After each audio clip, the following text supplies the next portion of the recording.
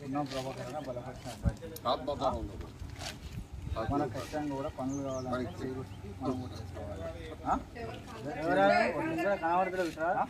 బాబు ఇక నువ్వునే కాదు వాళ్ళందరూ కవర్ చేస్తే కొంచెం. ఈరోజు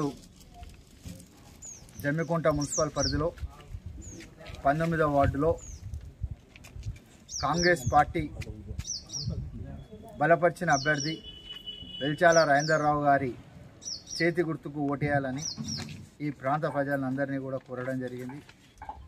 వారందరూ కూడా సానుకూలంగా స్పందించి అందరం తప్పకుండా ఈసారి కాంగ్రెస్ పార్టీకే ఓటేస్తాం. గతంలో ఈ ప్రాంతానికి ఎంపీగా చేసిన ఇద్దరు అభ్యర్థులు కూడా ఈ ప్రాంత ప్రజలను ఏనాడు పట్టించుకోలే. ఈ ప్రాంతం మంచి చెడు ఏ కష్టం వచ్చినా కూడా పట్టించుకోకుండా పోయారు. మరి గతంలో పున్నం ప్రభాకర్ అన్ననే ఈరోజు వరకు కూడా ఈ ప్రాంత ప్రజలు గుర్తు చేస్తూ ఉన్నారు.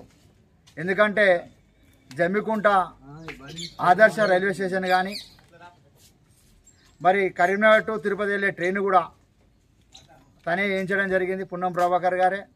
ఇక్కడ ఉద్యోగులకు ఇక్కడ ఈ ప్రాంత వ్యాపారస్తులు అందరి కోసం ఇక్కడ ఎస్టీఓ ఆఫీసు కూడా వేయించడం పున్నం ప్రభాకర్ అనే చేసిండు.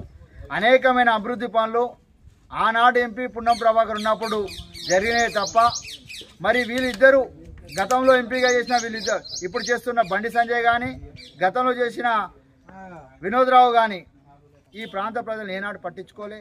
అభివృద్ధిని మర్చిపోయారు. ఓట్ల కోసమే రాజకీయం చేసే పరిస్థితికి దిగజారిపోయారు. తప్పకుండా ఈ ప్రాంతం కాంగ్రెస్ అభ్యర్థి వెల్చాల రాజేందర్ గారిని భారీ మేడతో గెలిపిస్తారని సంపూర్ణమైన విశ్వాసం నమ్మకం మాపై ఉన్నది. ఎందుకంటే ఈ నియోజకవర్గంలో మరి ఉడతల ప్రణవ్ బాబు గారు కూడా ఆయన నాయకత్వంలో గడప గడప ప్రచారం కూడా అద్భుతంగా జరుగుతూ ఉన్నది. తను కూడా నన్ను గెలిపించలేకపోయారు, కాంగ్రెస్ గవర్నమెంట్ వచ్చింది, తనన్నా గెలిపించండి, ఈ ప్రాంతాన్ని అభివృద్ధి చేస్తామని ఆయన కూడా గడప గడప తిరుగుతూ ఉన్నారు. ఆయన ఆదేశాల మేరకు ఈ ప్రాంతంలో గడప గడప ప్రచారం చేయడం జరిగింది. జమ్మికుంట పట్టణంలో ప్రతి వార్డులో తిరుగుతాం. ఖచ్చితంగా కూడా అందరూ కూడా దయతలిసి కాంగ్రెస్ పార్టీ చేతి గుర్తుపై ఓటేసి మరి ఈ ప్రాంత అభివృద్ధికి మీరు అందరూ భాగస్వామ్యాలు కావాలని కోరుకుంటూ జై కాంగ్రెస్, రేవంత్ రెడ్డి గారి నాయకత్వం, పున్నం ప్రభాకర్ గారి నాయకత్వం, ప్రణవ్ బాబు గారి నాయకత్వం, జై కాంగ్రెస్, జై కాంగ్రెస్, జై కాంగ్రెస్.